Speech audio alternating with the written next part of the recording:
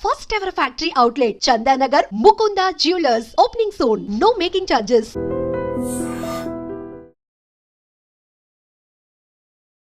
ఐడ్రీమ్ ప్రేక్షకులకు నమస్కారం. ఇప్పుడు ఈరోజు మనం మన ఎపిసోడ్లో ఫైనాన్షియల్ మార్కెట్స్, క్యాపిటల్ మార్కెట్స్ లేదా స్టాక్ మార్కెట్స్ అసలు ఎందుకు, స్టాక్ మార్కెట్స్ ఎందుకు, స్టాక్ మార్కెట్స్ వల్ల డబ్బు వస్తుందా పోతుందా తెలుసుకుందాం. ఇప్పుడు చూడండి, ఇప్పుడు స్టాక్ మార్కెట్ అంటే ఏమిటంటే మనము ఏదైనా కంపెనీస్లో ఓనర్ అవ్వాలంటే ఏ కంపెనీలైనా భారతదేశంలో సుమారుగా ఒక 4-5 వేల కంపెనీస్ భారతదేశంలో ఫైనాన్షియల్ మార్కెట్స్లో అంటే సెబీ దగ్గర రిజిస్టర్ అయి ఉన్నాయి. మీరు కంపెనీస్లో ఓనర్ అవ్వాలంటే స్టాక్ మార్కెట్ ద్వారా షేర్ కొనుక్కుంటే మీరు ఓనర్ అవుతారు. ఇది అందరికీ తెలిసిన విషయం. అసలు స్టాక్ మార్కెట్స్ ఎందుకు? ఇప్పుడు చూడండి, మన పార్లమెంట్ కానీ మన అసెంబ్లీ కానీ ఒక 1 మంత్ నడవకపోయినా మనకి పెద్దగా ఎఫెక్ట్ పడదు. మనకి కంపల్సరీగా కావాల్సింది ఏమిటి? ఫుడ్డు, వాటరు, తర్వాత డైలీ మనకు కన్జ్యూమ్ చేసే వస్తువులు. ఇప్పుడు చూడండి, ఏ వస్తువు మనం కొన్నా కానీ గవర్నమెంట్కి GST, goods and service tax, GST ద్వారా గవర్నమెంట్కి రెవెన్యూ వస్తుంది. అంటే ఇప్పుడు వస్తువులు తయారు చేసేది ఎవరు? కంపెనీస్ వస్తువులు తయారు చేయటం వల్ల పేస్ట్ కావచ్చు, బ్రష్ కావచ్చు, గ్యాస్ కావచ్చు, పెట్రోల్ కావచ్చు, మనం ఇంట్లో వాడే ప్రతి వస్తువు, మనం కన్జ్యూమ్ చేసే ప్రతి వస్తువు, ట్రాన్స్పోర్ట్ ఏదైనా సరే మనకి కంపెనీస్ నుంచి ఉత్పత్తి అవుతాయి, తర్వాత సర్వీసెస్ వస్తాయి కంపెనీస్ నుంచి. ఈ కంపెనీస్ ఈ ప్రోడక్ట్స్ ఉత్పత్తి చేయాలంటే ఫస్ట్ వాళ్ళు క్యాపిటల్ మార్కెట్స్ ద్వారా ధనం సమకూర్చుకున్నారు. అంటే షేర్ల అమ్మకం ద్వారా వాళ్ళు ధనం సమకూర్చుకున్నారు. అంటే షేర్లు అమ్మటం ఎలా? స్టాక్ ఎక్స్చేంజ్ల ద్వారా, స్టాక్ మార్కెట్ ద్వారా సెబీ దగ్గర పర్మిషన్ తీసుకోవటం వల్ల వాళ్ళు షేర్స్ అమ్మారు.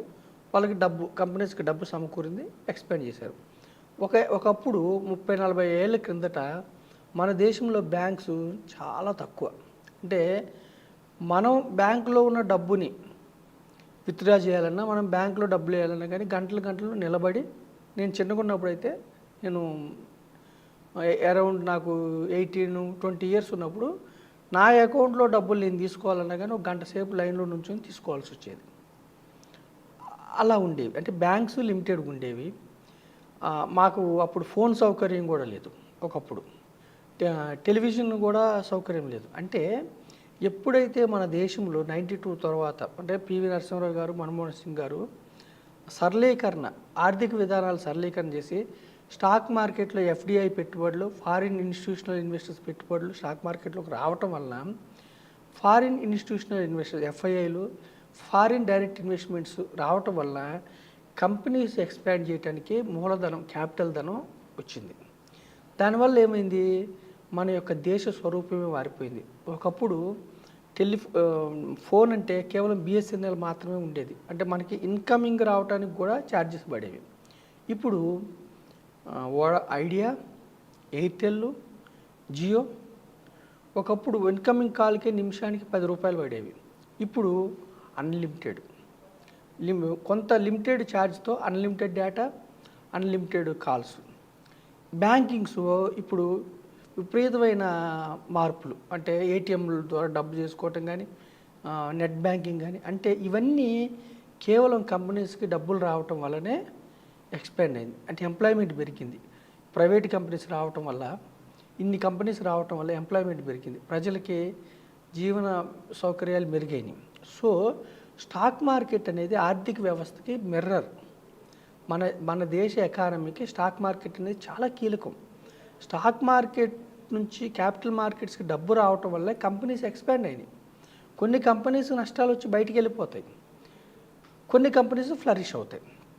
అయితే స్టాక్ మార్కెట్స్ మనకి దేశంలో చూడండి, కోవిడ్ టైంలో కూడా మనకి బయటికి రాకుండా జనాలను నియంత్రించారు. కానీ స్టాక్ మార్కెట్స్ అనేవి అంటే సెలవుల్లో తప్ప స్టాక్ మార్కెట్లో స్టాక్స్ అమ్మటం, కొనటం ఎప్పుడు కంటిన్యూస్ ప్రాసెస్. ఒక దేశం బలంగా ఉందా బలహీనంగా ఉందా అని తెలియాలంటే స్టాక్ మార్కెట్ అనేది సూచిక. స్టాక్ మార్కెట్ అన్నా, క్యాపిటల్ మార్కెట్ అన్నా, ఫైనాన్షియల్ మార్కెట్ అన్నా ఒకటే.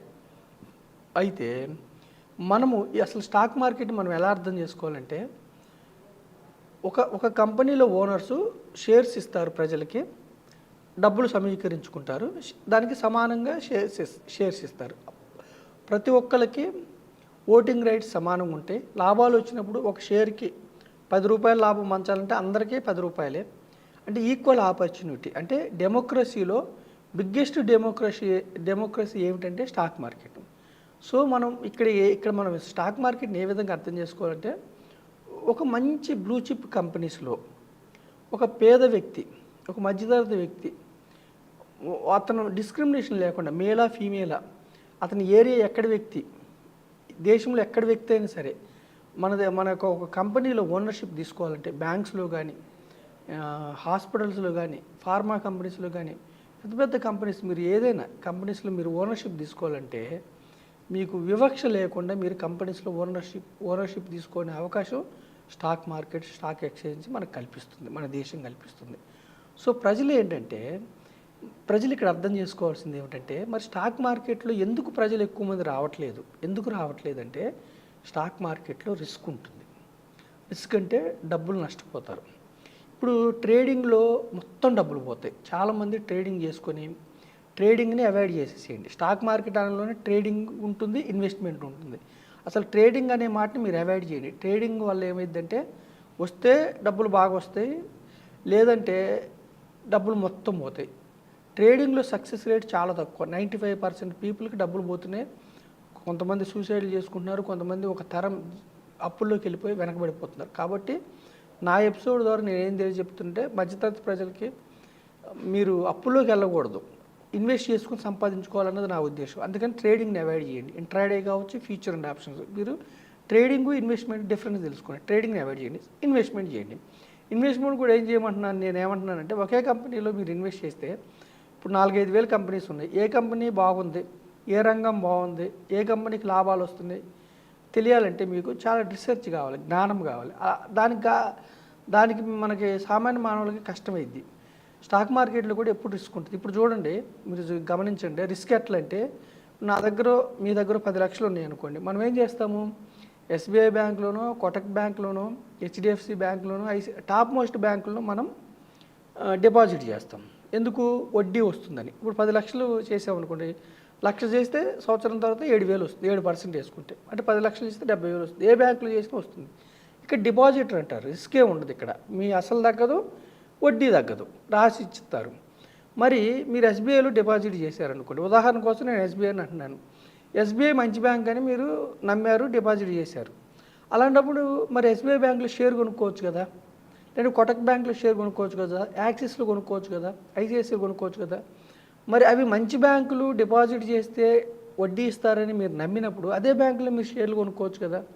అయితే అదే బ్యాంకులో మీరు షేర్లు కొనుక్కుంటే మీకు ఏమవుద్దంటే, అయితే ఆ షేర్ పెరిగితే మీకు ఇక్కడ బ్యాంకుల్లోనేమో 7% వస్తే, ఇక్కడ షేర్లు పెరిగితే మీకు 8 రావచ్చు, 10% రావచ్చు, 20% కూడా రావచ్చు ఒక సంవత్సరంలో.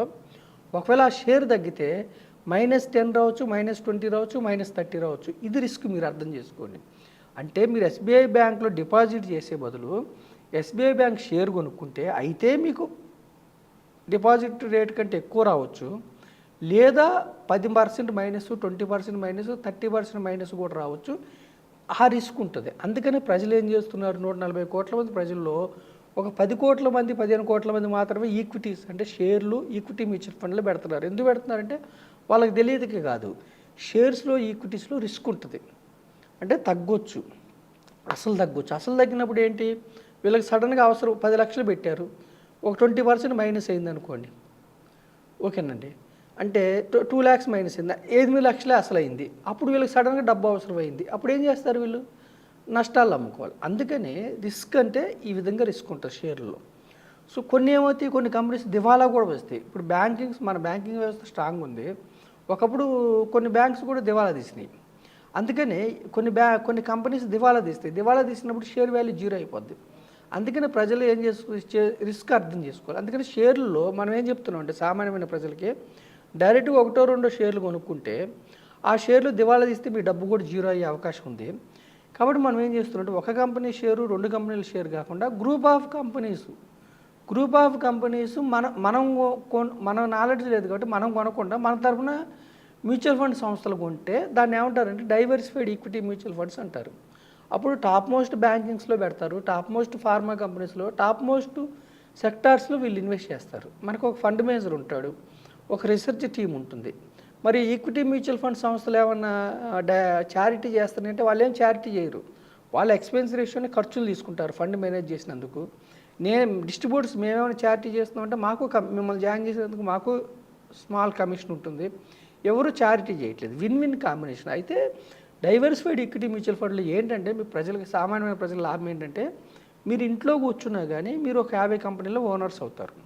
ఓనర్స్ అవడం వల్ల మీకు లాభం ఏంటంటే మీకోసం 50 కంపెనీల వ్యక్తులు మీకోసం పనిచేస్తారు, 50 కంపెనీల్లో డైరెక్టర్లు మీకోసం పనిచేస్తారు, 50 కంపెనీల్లో ప్రమోటరు అంటే ఎక్కువ షేర్ ఉన్న వ్యక్తి మీకోసం పనిచేస్తాడు, ఎంప్లాయీస్ పనిచేస్తారు. అంటే కంపెనీస్కి లాభాలు వస్తే మీకు లాభాలు వస్తాయి. అంటే ఎప్పుడు కూడా ఎర్నింగ్ ఎట్లుండాలంటే ప్యాసివ్ ఇన్కమ్, ఎప్పుడు కూడా సింగిల్ ఇన్కమ్ మీద డిపెండ్ అవ్వకూడదు. మీకు ఉద్యోగం ద్వారా జీతం వస్తుంది, ఆ యొక్క డబ్బు మీకోసం పనిచేయాలంటే మీరు కంపెనీస్లో ఓనర్స్ అవ్వాలి, మీకోసం వేరే వాళ్ళు పనిచేయాలి. మీరు ఇంట్లో ఇన్వెస్ట్మెంట్ ఎట్లా ఉండాలంటే మనం గొడ్డు చాకరీ చేయకూడదు.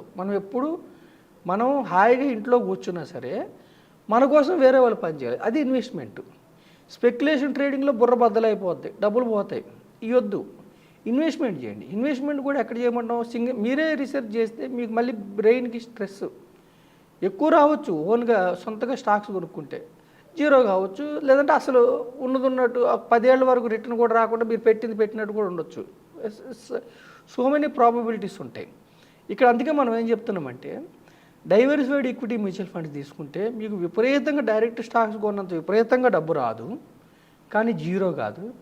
అయితే ఎంత వస్తుందని ప్రెడిక్ట్ చేస్తున్నామంటే ఒక 8%, ఒక 10%, ఒక 12% వస్తుందని మనం ఎక్స్పెక్ట్ చేస్తున్నాం. మరి ఇక్కడ కూడా ఇది గ్యారంటీ ఉందంటే గ్యారంటీ ఉండదు. ఎప్పుడు కూడా ఈక్విటీస్ అంటే ఓనర్షిప్లో గ్యారంటీ ఉండదు. అయితే మరి ఏమైనా హేతుబద్ధత ఉందా అంటే గత 45 ఏళ్ళ నుంచి 46 ఏళ్ళ నుంచి సెన్సెక్స్లో 12 నుంచి 14%, నిఫ్టీలో 12 నుంచి 14% ఎన్ని ఒడిదుడుకులు ఉన్నా కానీ వస్తున్నాయి. మరి నెగిటివ్ రిటర్న్స్ రావంటే ఒక 2 ఏళ్ళు 3 ఏళ్ళు 4 ఏళ్ళ వరకు కూడా నెగిటివ్ రిటర్న్స్ వచ్చే అవకాశం ఉంది. కానీ దీర్ఘకాలం ఉంటాయి, అంటే దీర్ఘకాలం అంటే more than 5 years, more than 10 years ఉంటే 1 ఇయర్లోనే నెగిటివ్ రిటర్న్స్ కవర్ అయ్యి మళ్ళీ పాజిటివ్ రిటర్న్ వచ్చి ఆన్ అండ్ యావరేజ్గా 12% వస్తున్నాయి ఈక్విటీస్లో.